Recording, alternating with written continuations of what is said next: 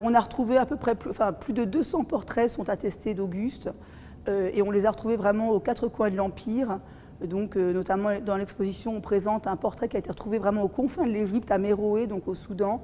qui montre qu'effectivement l'image de l'empereur était partout présente.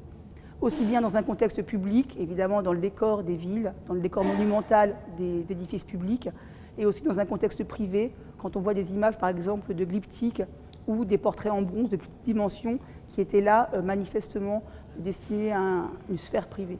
Des prototypes étaient établis à Rome dans l'entourage impérial et donc ces prototypes étaient ensuite destinés à être reproduits dans différents matériaux, notamment le marbre mais également le bronze. On pense que les prototypes étaient plutôt d'ailleurs en bronze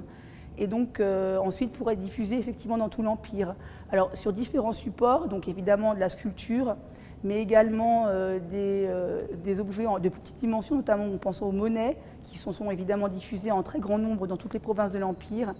et également des objets plus précieux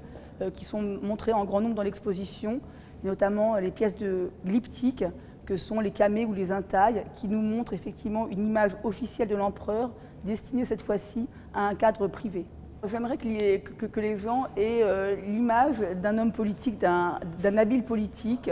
qui a su mettre en place un régime qui va donc lui survivre pendant quelques siècles, pendant 5 siècles, près de 5 siècles. Et puis aussi quelqu'un qui avait une dimension humaine évidemment importante,